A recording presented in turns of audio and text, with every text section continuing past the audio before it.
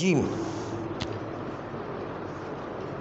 بسم اللہ الرحمن الرحیم وبہ نستعین وہو خیر معین۔ کل آپ کے سامنے نمازی کے لباس کی 6 شرائط بیان کی۔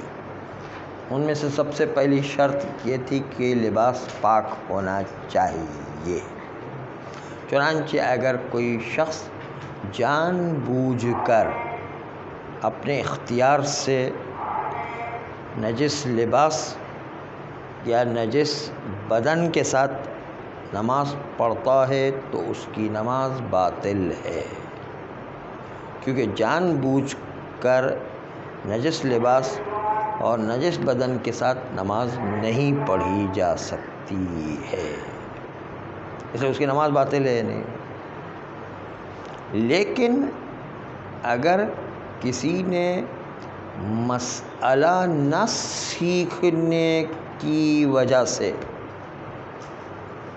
نماز نجس بدن یا نجس لباس کے ساتھ پڑھ لی، مسئلہ نہ سیکھنے کی وجہ سے، مسئلہ نہ سیکھنے والا جاہل مقصر وہ والا جاہل مقصر ہے کہ جس نے مسئلہ سیکھنے میں خود کوتاہی کی ہوئی ہے، اور مسئلہ سیکھا ہی نہیں اس نے، اس کو مسئلے کی پرواہ ہی نہیں تھی، سیکھ سکتا تھا لیکن نہیں سیکھا ہے، اور اس کو نہیں پتہ چلا کہ نجس لباس میں نجس بدن میں نماز پڑھنا باطل ہوتی ہے، اس نے مسئلہ ہی نہیں سیکھا ہے نہیں۔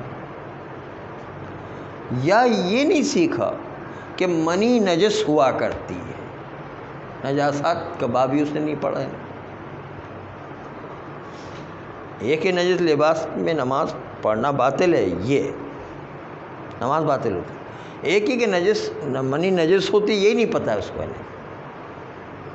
ایسے بھی بہت سے لوگ ہیں کہ جو منی کو پاک مانتے ہیں، تو اس کی بنیاد پر جو ہے دونوں جو ہے نماز کو باطل کرے گا۔ البتہ پہلا والا جو جاہل مقصر ہے، اس میں تھوڑی سی یہ تفصیل ہے کہ اس نے مسائل کو بہت ہلکا لیا ہوا ہے ایمان کی کمزوری کی وجہ سے، اور مسائل کو بالکل توجہ نہیں دی اس نے، اور مسائل سیکھے نہیں، پتہ چلا اس نے نجس لباس میں نجس بدن کے ساتھ نماز پڑھ لی، تو اس کی نماز باطل ہے، یعنی باطل ہے فتویٰ۔ لیکن اگر کسی کو منی کے نجس ہونے، مثال کے طور پر منی کے نجس ہونے کا علم نہیں ہے، یا استبراء کیے بغیر جو پیشاب کے قطرے نکلا کرتے ہیں یا مشکوک قطرہ نکلا کرتے ہیں، وہ نجس ہونے کا پتہ نہیں ہے مثلا، یہ تو بہت سو کو بھی نہیں پتہ ہے کہ استبراء کے بغیر مشکوک لیسدار جو قطرات نکلا کرتے ہیں، لیسدار جو رطوبت نکلا کرتی ہے وہ نجس ہوا کرتی ہے، وہ تو بہت سے لوگوں کو نہیں پتہ ہے، اور مسئلہ نہ سیکھنے میں کوئی دلچسپی بھی نہیں ہے اس کو، تو اس نے خالی منی کی بات نہیں ہے، کوئی بھی نجاسات اس کے بارے میں اس کو نہیں پتہ ہے کہ وہ نجس ہوا کرتی ہے، مسئلہ سیکھنے میں دلچسپی بھی نہیں ہے، کوتاہی ہے مسئلے سیکھنے، تو پھر اس منی کے نجس ہونے کو نہیں جانتا، یا اس کو کہ جو استبراء کے بغیر مشکوک قطرات نکلتے ہیں وہ نجس ہوا کرتے اس کو نہیں جانتا ہے، مسئلہ سیکھنے کی دلچسپی نہیں ہے، تو پھر احتیاط واجب کی بنیاد پر یہاں پر بھی نماز کو دوبارہ پڑھنا ہے، چاہے وقت ہے تو وقت کے اندر، نہیں تو وقت گزر گئے تو قضا کرنا ہے۔ تو مسئلہ یہ ہو کہ جو لوگ مسئلہ نہیں سیکھتے ان کے اوپر تو ڈبل ذمہ داری ہے، اس کو کوئی معافی نہیں ملے گی، اس کو کسی چیز میں بھی معافی نہیں ہے، وہ مسئلہ نہیں سیکھتے ہیں، اور اس کے بعد ان کی غلطی ہو جاتی ہے تو غلطی معاف نہیں ہے، پھر مسئلہ جو سیکھتا ہے اس کو کچھ معافی ہوتی ہے، ابھی آئے گا وہ مسئلہ جو نہیں سیکھتا اس کو کوئی معافی نہیں ہے۔ تو عوام کے ذہن میں جو بات ہے الٹی ہے کہ بھائی مسئلے سیکھو ہی نہیں، سیکھو گے تو پھنسو گے، اور پھنسنے کے بعد جو ہے مصیبت آ جائے گی. اس کا مسئلہ سیکھو ہی نہیں، کب مجھے تو پتہ نہیں، روز قیامت پکڑا جائے گا اور کہا جائے گا کہ جو ہے آپ نے یہ کیوں عمل نہیں کیا، تو کہیں گے مجھے تو پتہ ہی نہیں تھا. اتنا بدھو بن جائیں گے. ویسے جو ہے وہ جاپان کے ساحل سمندر پر جو 2 ڈالفن پھنس گئی تھی، اس کی ساری معلومات ہیں اس کو، اور جو ہے کس طرح جو ہے سیلاب و زلزلے آیا کرتے اس کی جو ساری معلومات ہیں. بس خالی یہی نہیں معلوم ہے اس کو کہ جو ہے وہ کس طرح سے نجس، کیا چیزیں نجس ہوتی، کون سی پاک ہوتی ہے، اور کس طرح نماز پڑھنی، وہ نہیں پتہ ہے. کہتے مجھے پتہ ہی نہیں تھا، یہ مولوی نے بتایا ہی نہیں مجھے. تو قصور، اپنا قصور مولویوں پر ڈال دے گا. مولوی نے بتایا ہی نہیں. مولوی بڑے نکمے ہوا کرتے ہیں، ہم اسی طرح کہتے ہیں. جو باہر کی دنیا کے لوگ ہیں، جو استعماری طاقت ہے، وہ مولویوں کو کہتے ہیں رسپیکٹیبل بیگرز. یہ مولویوں کا رتبہ گرانے کے لیے کہ جو ہے یہ احترام والے بھکاری ہیں، رسپیکٹیبل بیگرز. تو وہ بھی اس طرح کہے کہ مولویوں نے سکھایا ہی نہیں. تو مولویوں پر قصور ڈال دینا وہاں پر قبول نہیں ہوگا، وہاں پر تو انصاف سے بات ہوگی. کہا بھائی مولوی کی ذمہ داری تھوڑی تھی کہ ہر ایک کا دروازہ بجا بغیر ایک مسئلہ بتایا نہیں. آپ کی خود کی ذمہ داری سارے مسئلے سیکھو. نہیں، مولوی کی ذمہ داری تھوڑی کوئی، ہر ایک کی اپنی ذمہ داری. جتنے مسائل اس کے روزمرہ زندگی میں پیش آتے ہیں وہ خود سیکھے ہیں. نہیں، ہر ایک کی ذمہ داری اپنی ہے. نہیں، مولوی کی کوئی ذمہ داری نہیں ہے. ہر ایک کی اپنی جو ضرورت کے مسائل ہے اس کو سیکھنا واجب ہے. ہر ایک کے اوپر ہے نا، مولوی کی کوئی ذمہ داری نہیں ہے نا. تو بات یہ کہ وہ کہے گا کہ مجھے تو مسئلہ پتہ ہی نہیں تھا. وہاں چھوٹے گا نہیں، بلکہ اللہ کی طرف سے ڈبل جو ذمہ داری آئی. حل علمتا، تم نے سیکھا کیوں نہیں، کئی تعمل، تاکہ تم عمل کر سکو. تو ایک نہ سیکھنے کا گناہ گار ہے، دوسرا عمل نہ کرنے کا گناہ، ڈبل ہے. جو عوام کے ذہن میں اس سے ڈبل گناہ گار ہوتا ہے. آدمی سنگل گناہ گار نہیں، ڈبل گناہ گار ہو رہا ہے. نہ سیکھنے کا گناہ الگ ہے اور عمل نہ کرنے کا گناہ گار الگ ہے، ڈبل گناہ گار ہے. لیکن دیکھیے عوام کے ذہن میں یہ کہ بھائی سیکھو ہی نہیں. جب سیکھو ہی نہیں ہے تو کہ اللہ میں سے کہو مجھے تو پتہ ہی نہیں تھا. تو وہاں اس طرح چھوٹ نہیں جائے گا. نہ سیکھنے کے لیے ایک ڈبل مصیبت آ جائے گی. لیکن اب سیکھنے والے کے لیے دیکھیں کتنی آسانی فراہم کی. اب آئندہ مسئلہ دیکھیں، اس میں کہا گیا کہ اگر کسی سے کوئی غلطی لباس یا بدن کے نجس ہونے کی ہو گئی اور اس کو وہ مسئلہ نہیں پتہ تھا، لیکن مسئلہ اس نے پوری طاقت سے سیکھنے کی کوشش کی، لیکن پھر بھی نہیں مسئلہ پتہ چلا، اور نجس لباس میں نماز پڑھ لی ہے، نجس بدن میں نماز پڑھی، مسئلہ سیکھا پوری طرح سے اس نے، لیکن اس کو نہیں پتہ چل سکا پھر بھی، تو پھر اس کو معافی ہے. اس نے کوشش کی ہے نہیں، اور اس کے باوجود مسئلہ اس کو نہیں سیکھ سکا. بعد میں پتہ چلا کہ یہ بھی نجس تھا یا اس سے بھی نماز باطل ہوتی ہے. نہیں، تو چونکہ اس نے مسئلہ سیکھنے میں اہمیت دی ہے، اپنی پوری کوشش کی ہے، پھر بھی نہیں پتہ چل سکا، تو اس کو معافی مل سکتی ہے. آئیے اس کو ایک پریکٹیکل مثال کے ذریعے سے آپ کے سامنے پیش کر رہے ہیں. ایک عورت ساری زندگی، دیکھیں مسئلہ وضو اور غسل کا اتنا باریک مسئلہ ہے کہ بعض اوقات ایک چھوٹی سی غلطی سے ساری زندگی کی نماز باطل ہو جاتی ہے اگر مسئلہ نہ سیکھے. وضو غسل کا خاص طور پر یہ پریکٹیکل مسئلہ جو پیش آتا ہے وہ یہ کہ ایک عورت زندگی بھر نماز پڑھتی رہی اور آخر عمر میں اس کو پتہ چلا کہ ایک چھوٹی سی مسٹیک کی وجہ سے اس کا وضو باطل تھا، غسل باطل تھا. چھوٹی سی مسٹیک، بہت ہی ہلکی سی مسٹیک، اس کا وضو یا غسل باطل تھا. وہ چھوٹی سی مسٹیک جو بتانا چاہتے ہیں کہ چھوٹی سی مسٹیک ہے، حالانکہ وہ عورت بہت ہی دیندار ہے، بہت مسائل سیکھنے والے، لیکن اس نقطے کو وہ نہیں سمجھ سکی، یعنی اور وہ جو مسئلہ نہیں سیکھ سکی یعنی صحیح طرح، حالانکہ دیندار ہے، بہت مسائل کو اہمیت دیتی ہے، لیکن مسئلہ نہیں سیکھ سکی، وہ ایک مسئلے میں غلطی ہو گئی۔ اور یہ بہت ہوتا ہے کہ مسئلے سیکھنے والے لوگ بھی، ان سے بھی مسئلوں میں کہیں غلطی ہو جاتی ہے۔ وہ مثال پریکٹیکل آپ کے سامنے یہ پیش کر کہ مسئلے کو اہمیت دے رہی ہے، پھر بھی جو اتفاق سے غلطی ہو گئی اس کی۔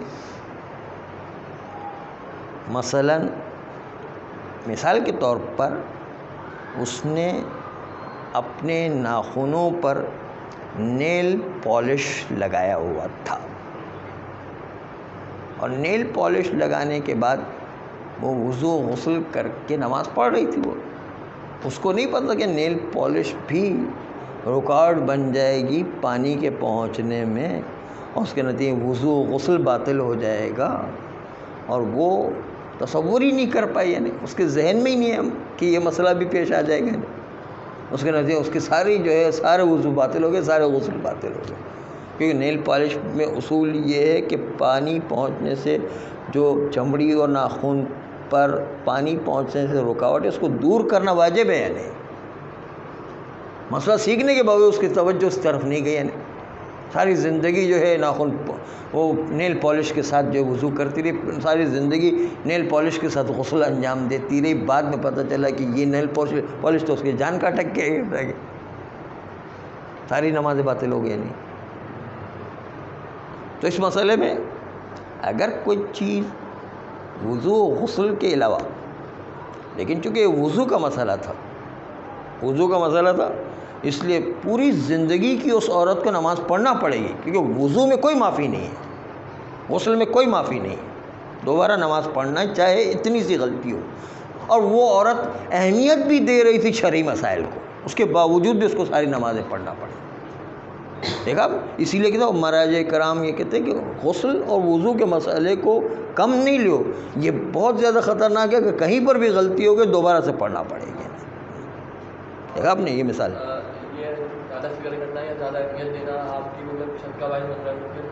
اگر وسواسی بن جاتا تو ایک الگ مسئلہ ہے، وہ وسواسی سے پہلے کی بات ہے، اہمیت دینا الگ ہے، احتیاط کرنا الگ بات ہے۔ اہمیت دینے کا مطلب ہے سیکھے سارے مسائل، اہمیت دینے کا مطلب یہ ہے کہ کوئی لاپرواہی کر کے مسئلہ ہی نہیں سیکھ رہا ہے تو یہ اہمیت نہیں دے رہا ہے۔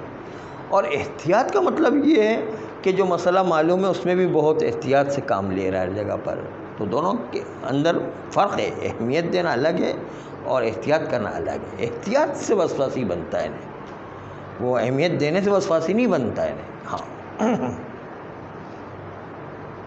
تو آپ نے یہ مسئلہ دیکھا کتنی ٹپیکل بات ہے، اس عورت نے ساری زندگی مسئلے سیکھے، سب کچھ سیکھا، لیکن اتنی سی غلطی ہو گئی کہ نیل پالش کے ساتھ وہ وضو کرتی رہی، نیل پالش کے ساتھ جو ہے وہ غسل انجام دیتی رہی، نیل پالش رکاوٹ تھی پانی کے پہنچنے میں، اور اس نے توجہ ہی نہیں کی، اس کے ذہن بھی نہیں گیا اس طرح۔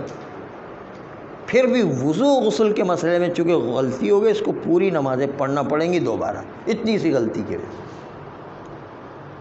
لیکن یہی غلطی نجس لباس اور نجس بدن کے اندر ایسی ہی کوئی غلطی ہو جائے، جیسے ابھی نیل پالش کی مثال پیش کی، تو پھر اگر مسئلہ سیکھنے والی عورت ہوتی تو معاف تھی۔ اسی طرح کی کوئی غلطی نجس بدن یا نجس لباس میں ہوتی، وضو غسل سے نہیں، وضو غسل میں کوئی معافی نہیں ہے۔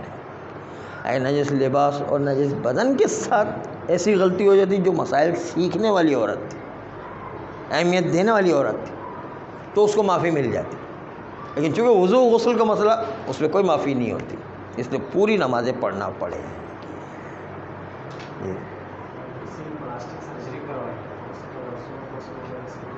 تو پلاسٹک سرجری کا سلسلہ یہ ہے، میں آپ سے عرض کروں کہ کچھ لوگ اپنے اندر پلاسٹک سرجری کی بات عرض کر رہا ہوں، کچھ لوگ اپنے چمڑی جو ہے یا گوشت جو ہے وہ بندر کا لگا لیتے ہیں، پلاسٹک سرجری سے بڑھ کر بندر کا گوشت لگا لیا اس نے، تو یہ بندر کا گوشت پہلے بندر کا تھا، اب جو ہے اسی انسان کا گوشت مانا جائے گا، انسان کی چمڑی مانی جائے گی. لگنے کے بعد جب اس کا ہو گیا تو یہ بندر کا نہیں ہے، اب انسان کی چمڑی مانی جائے گی. انسان کی چمڑی مانی جائے گی، گویا کہ وضو غسل کرا اپنے ہی بدن پر وضو. اس طرح پلاسٹک سرجری کے بعد بھی جو چمڑی رہ گئی ہے پلاسٹک تو اپنے جسم کی چمڑی کہلائے گی اور اس کے نتیجے میں وضو غسل اس کا درست ہے. ہاں، کوئی حرج نہیں ہے اس میں. اس طرح ہاتھ نقلی لگائے، لیکن اب نقلی ہاتھ جو ہے کام کر رہا ہے، یعنی کسی اور آدمی کا ہاتھ لے کر اس نے اپنے ہاتھ میں لگا لیا. اب اس کا ہاتھ نہیں کہلائے گا، اس کا ہاتھ کہلائے گا کہ اس نے جو ہے اب اس ہاتھ سے کام بھی کر رہے ہیں. تو اسی ہاتھ سے وضو کرے گا. جو ہاتھ نقلی لگا ہوا ہے، اسی نقلی سے مراد واقعی کسی دوسرے کا ہاتھ ہے. نقلی سے مراد یہ نہیں کہ پلاسٹک کا ہاتھ ہے، پلاسٹک کے ہاتھ کی بات نہیں کر رہے ہیں. وہ جو نقلی ہاتھ سے مراد کسی دوسرے آدمی کا ہاتھ ہے جو سرجری کر کے اپنا ہاتھ لگایا گیا. تو اب یہ اس کا ہاتھ بن گیا، اسی پر وضو کرنا ہے اس کو. جی ٹیٹو پر بھی وضو کر سکتے ہیں، اس کے لیے کہ ٹیٹو جو ہے وہ چمڑی کا حصہ بن جاتا ہے، تو وضو کرنا کیونکہ وہ رکاوٹ نہیں مانی جاتی. جیسے مہندی ہوتی ہے، مہندی جھڑ جانے کے بعد رنگ رہ جاتا ہے، اس طرح ٹیٹو بھی جو ہے اس کا رنگ رہ جاتا ہے، وہ جسم کے چمڑی کا حصہ ہو جاتا ہے، اس لیے اس پر بھی وضو کیا جا سکتا ہے.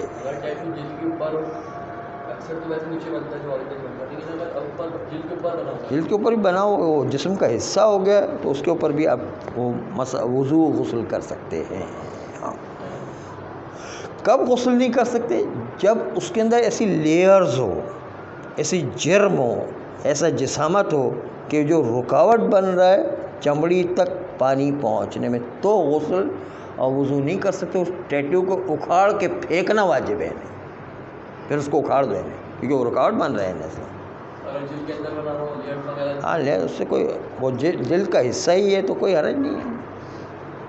جلد کا حصہ چاہے اندر سے بنایا ہو چاہے اوپر سے بنایا ہو، لیکن جلد کا حصہ ہے تو کوئی حرج نہیں. جیسے مہندی ہوتی ہے اور رنگ آتا ہے تو وہ اس میں کوئی رکاوٹ نہیں ہے کیونکہ جسم کا حصہ بن جاتا ہے، یعنی وہ چمڑی کا حصہ ہے وہ رنگ بھی. اب ہاں تو اس میں کوئی حرج نہیں ہے، وہ رکاوٹ نہیں ہے، اس میں وضو غسل کیا جا سکتا ہے.